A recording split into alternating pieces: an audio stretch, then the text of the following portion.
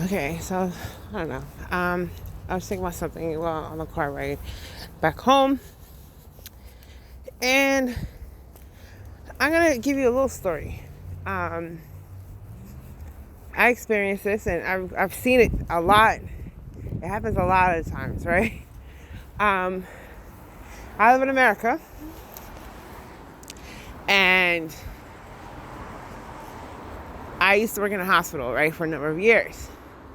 And it's a lot of times where, I worked in the city. So we got everybody, all walks of life that came into the ER, right? So one time I was working in a night shift in the ER, and I was a transporter, so it wasn't like nothing like significant, especially when it comes to hierarchy of the, how should I put it? The caste system of the hospital. If you're not a doctor, you're not at the head. So we were pretty much at the bottom, like bottom feeders of like job titles within the hospital, and you were treated as such. So I had a patient and didn't speak any English, spoke Mandarin, and literally, it's scary when you're in the hospital. You don't know what is going on. You're not doing well. You're not feeling well, and you can't really get answers because there's a language barrier. And they really was trying to tell her something. I forgot exactly what it was, but I tried my very best. When I say I tried my best. And this, patient was literally like in their 40s and 50s. Like they weren't old, so they're trying to tell the patient something.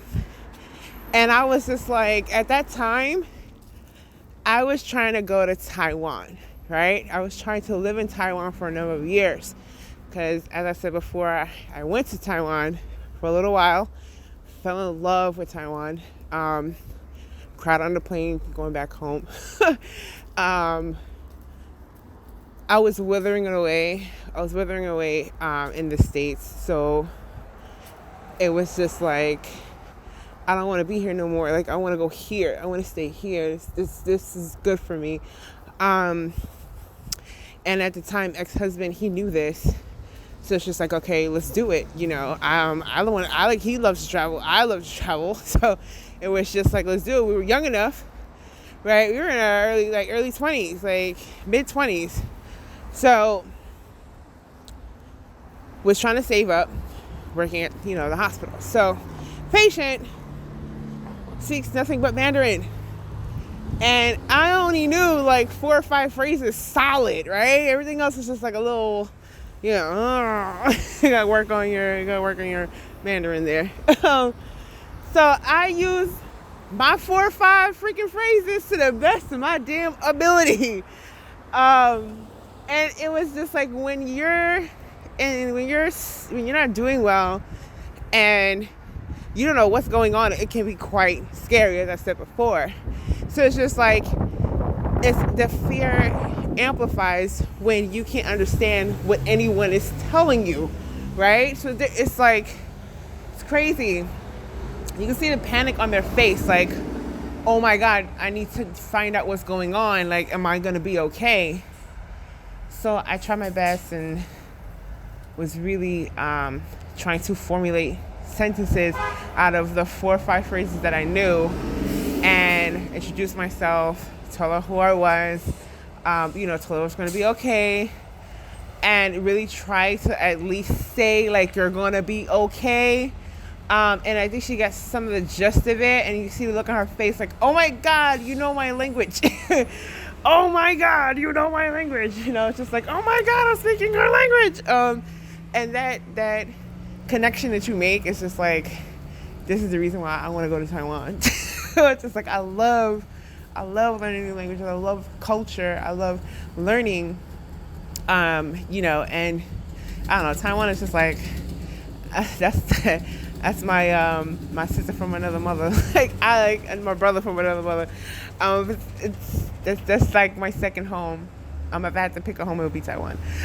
In all actuality, it would be. I would live there for the rest of my days, and when I die, it's really funny. I was just like, I want you to scatter my ashes in Taiwan because that's where I have a connection there more than I do within the States.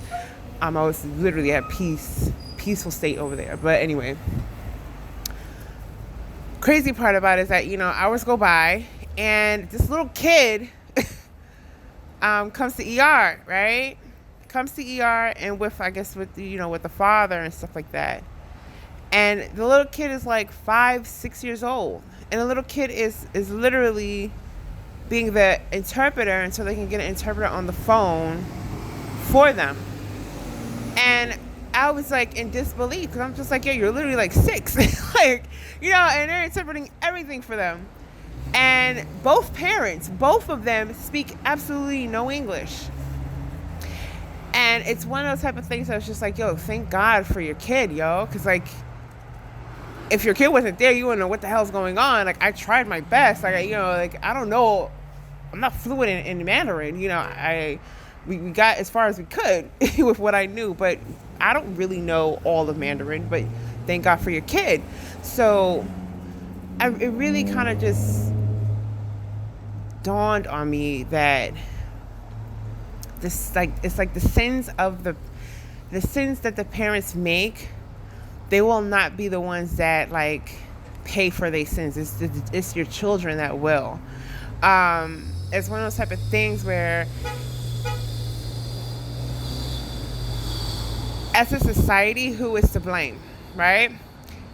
We have like this outlook of don't cry over spilled milk when it comes to parenting, right? So it's just like, especially when it comes to like mental health, childhood trauma, stuff like that. It's just like, okay, that person did that to you, but what are you going to do now? You can't change the past. What are you going to do now? Right? And it's crazy because the people that actually have done offense to you are alive and living. You see them every day. And it's something that is supposed to be hush-hush. You're not supposed to confront it, or even if you did confront it, it's not supposed to be that is acknowledged within society as in, yeah, they need to be held accountable. They need to take responsibility over their bullshit.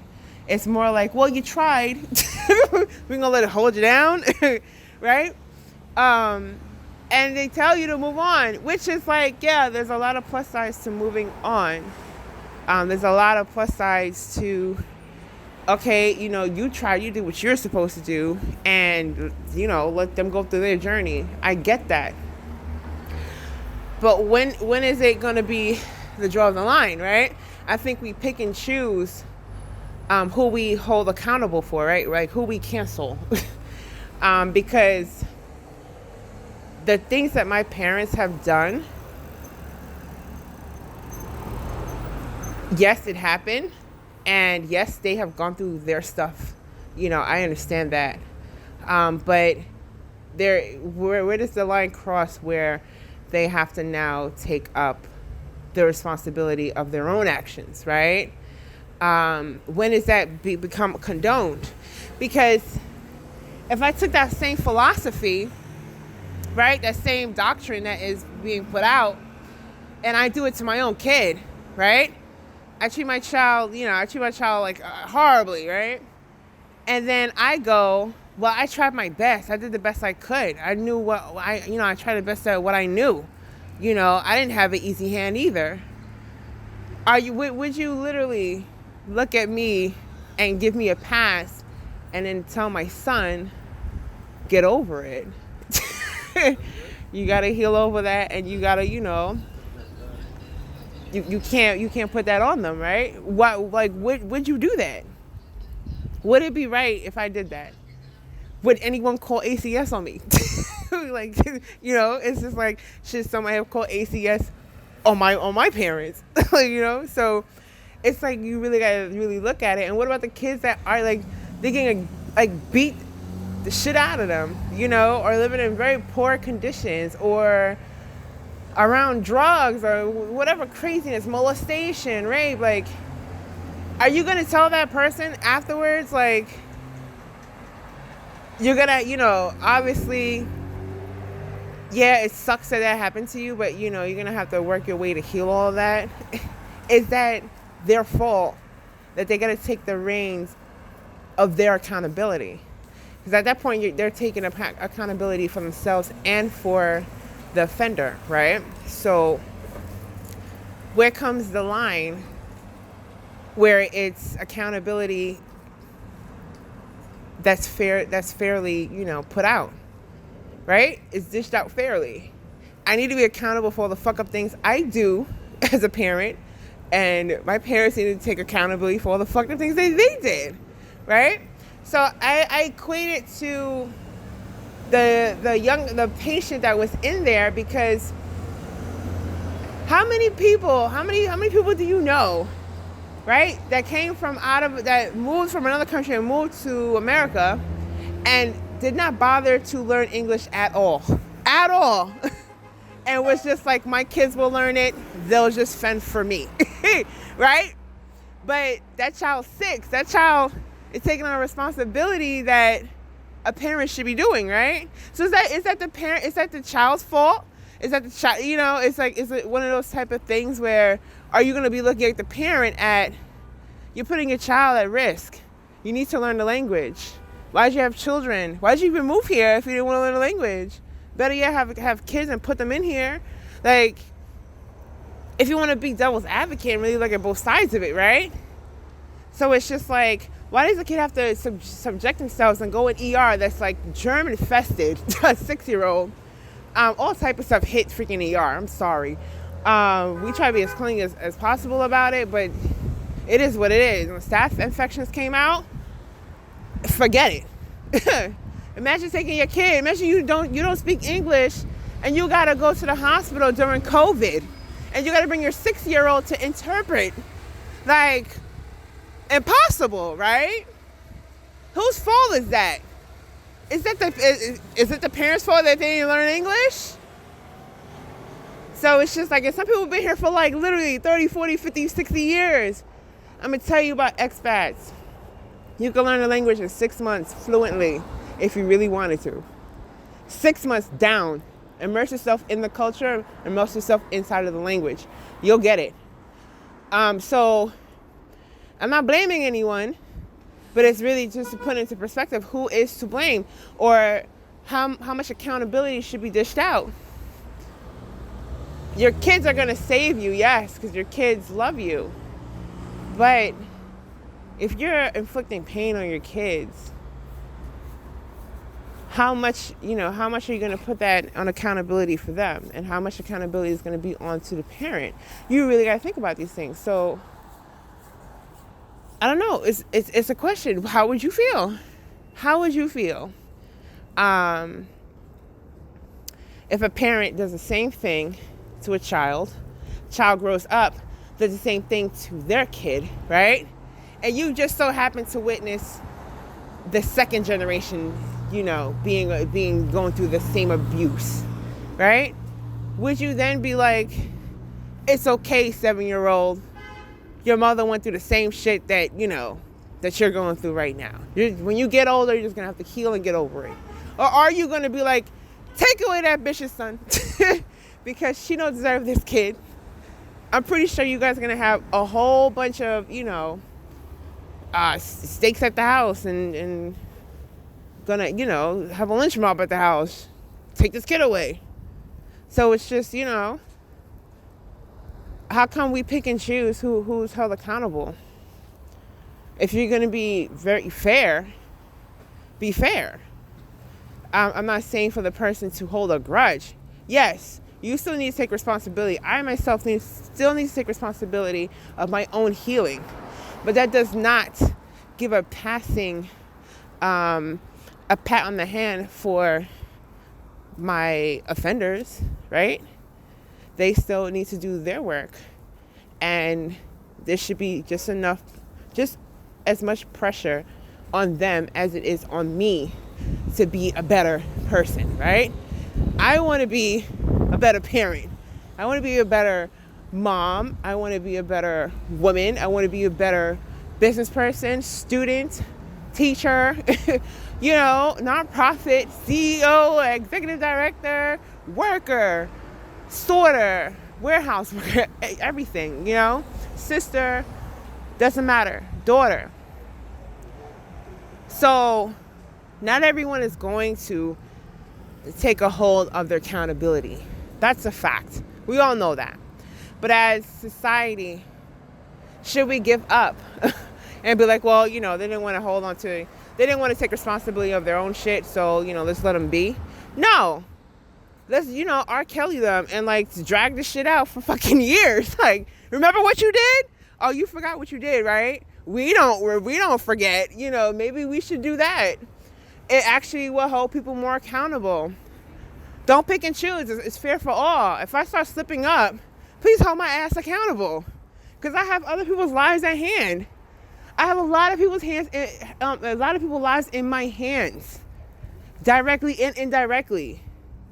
We start serving more people in a nonprofit, and I'm not in a healthy mindset, I'm gonna be dropping a lot of fucking people, and I should hope that there is, check and balances on my ass. Please kick me out. So it's like, it's one of those type of things. You want to do no harm. It's sociology. Do no harm. And if you're doing more harm than you are good, then it's just like, why did you even start? Don't forget your why. But, I don't know. It's something to think about.